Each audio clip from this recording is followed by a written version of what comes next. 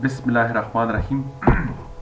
Dear student, it me Dr. Mansoor Khan, Assistant Professor, Department of Chemistry, Kohat University of Science and Technology.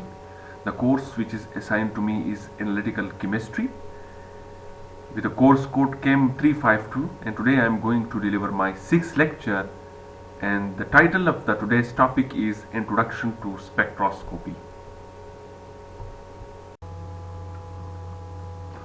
The content of today's lecture include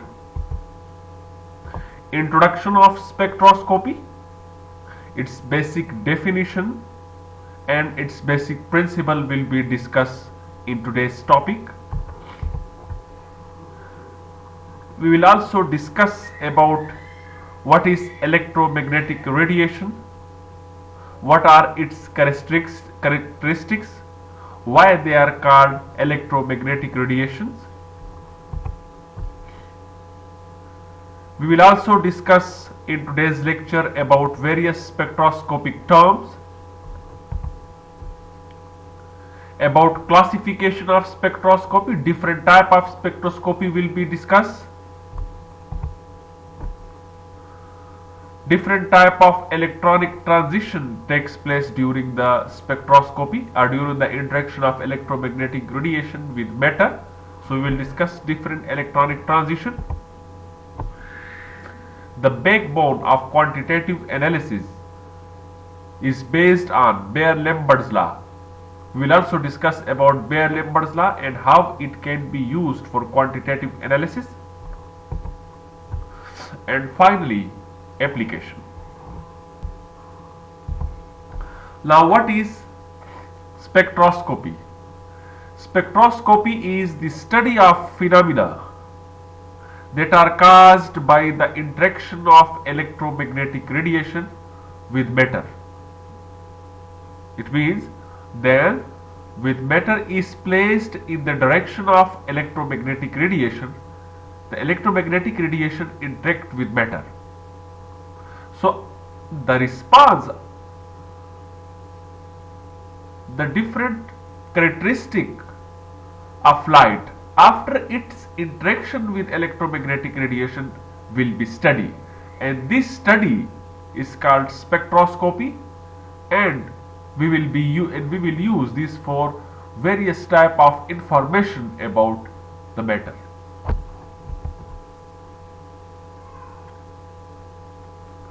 The phenomena of spectroscopy need a special apparatus, special instrumentation, which is called a spectrometer. Now, the spectrometer is an instrument that measures the amount of light absorbed or emitted. So, the phenomena of spectroscopy which takes place in instrument is called spectrometer.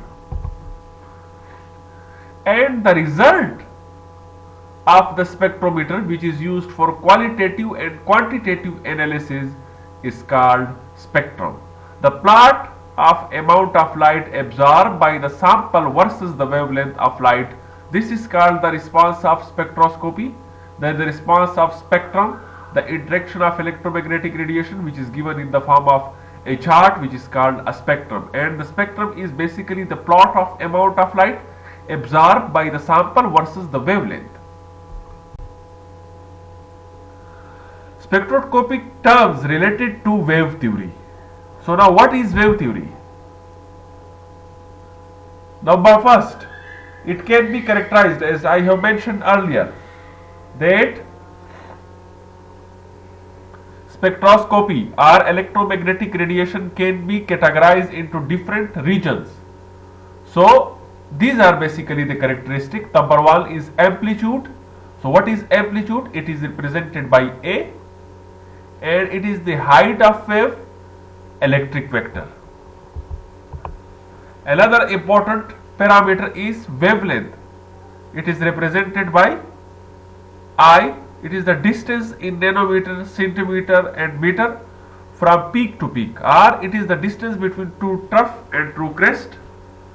Another one is wave number. Wave number is when wavelength is divided, inverse of wavelength is called wave number. Another one is a frequency, which is represented by n. It is the number of cycle or oscillations per second.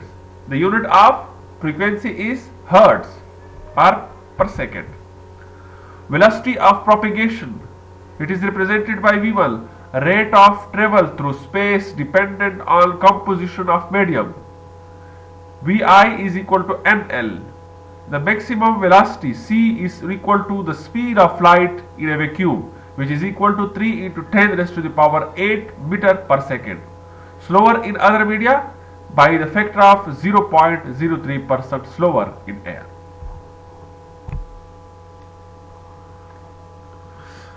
Now, as spectroscopy is the interaction of electromagnetic radiation with matter. But electromagnetic radiation consists of different wavelength, different wave number. So that's why introduction about electromagnetic radiation is of immense importance. So what is electromagnetic radiation? Electromagnetic radiation, which is represented by EMR, is a type of energy that is transmitted through the space at very high speed. It has two fields which are perpendicular to each other, which is electric field and magnetic field. So electromagnetic radiation is the type of energy basically, and it consists of electric and magnetic field which are perpendicular to each other.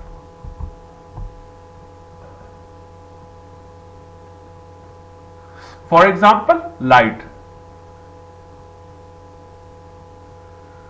So the following diagram shows a wave, which is electromagnetic radiation. It consists of crust and trough. The distance between two crest or two trough is called wavelength. Based on the wavelength, based on wave number, based on frequency, we can characterize the electromagnetic radiations into different regions. Now, what is a wave model? It is represented by a sinusoidal wave, as we have shown in the previous slide, traveling in space with an oscillating electric field and particularly magnetic field. As I have mentioned that electromagnetic radiation consists of two perpendicular oscillating field. One is electric field and the other one is magnetic field. So electric field is what is considered or used in most spectroscopic method except nuclear magnetic radiation. This is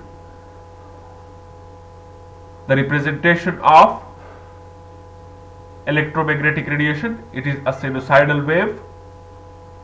As we have mentioned that the distance between two crest or two trough is wavelength, and it consists of different wavelengths, and based on this wavelength we characterize or we differentiate it into different categories. Now, the particle model. Electromagnetic radiation can be represented into two models. Now, the first one was the wave model. Now, the second one is the particle model. Now, the particle model, light viewed as a discrete particle of energy called photon. So, particle model says light is a discrete, it is a packet of energy which is called photon. Like other particle, light can be scattered, counted and quantized. Here HDU is a packet of energy which is a photon. E0 is the ground state of electron. E1 is the excited state. So with this quantized amount of energy, gives to the electron in the ground state, it jumps to the higher energy state. So this shows that that electromagnetic or photon is a type of particle.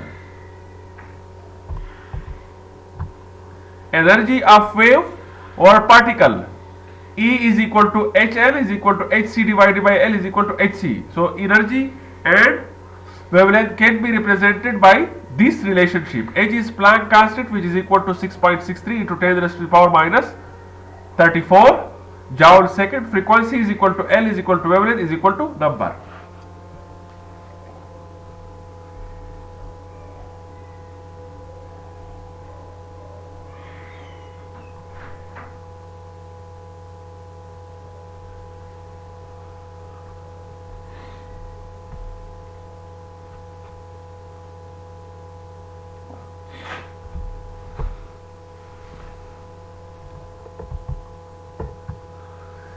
Note, energy is proportional to frequency and wave number. Energy is inversely proportional to wavelength. It means that if the energy is high, its frequency will be high, and also the wave number. And if energy is high, its wavelength will be low. Or you can say if the wavelength is high, the energy will be low. If the wavelength is low, energy will be high. Now let's come to the few of the important characteristic of the electromagnetic radiations, which include: these are produced by isolation of electric charge and magnetic field residing on the atom. So electromagnetic radiation consists of perpendicular oscillating electric and magnetic field residing in atom. These are characterized by their wavelength of frequency of wave number. So electromagnetic radiation can be categorized by using wavelength, frequency, wave number, also energy. The energy carried out by electromagnetic radiation is directly proportional to frequency. It means that if the energy frequency is high, the energy of electromagnetic radiation will be also high. The emission or absorption of radiation is quantized, and each quantum of radiation is called a photon. If a matter absorbs any energy, its amount will be constant, it will be quantized. Also, the matter which emit electromagnetic radiation, it will be also constant, and it will be also quantized, and this quantized amount of energy will be in the form of photon. They can travel through vacuum. So another definition of electromagnetic radiation is that for electromagnetic radiation there is no need of medium. So it can pass through space also, while non-electromagnetic radiation needs medium, for example heat. When visible light, a group of electromagnetic radiation, is passed through a prism, it is split up into 7 colors which correspond to defined wavelength of different wavelength. This phenomena is called dispersion. This slide shows the electromagnetic spectrum. As I have mentioned that based on wavelength, frequency and wave number and energy, the electromagnetic radiation can be consist of different categories, can be categorized into different fields. Now when we move from left to right, the wavelength of the radiation, the wavelength of electromagnetic radiation is increasing, the frequency is decreasing, the wave number is decreasing, and the energy is also decreasing.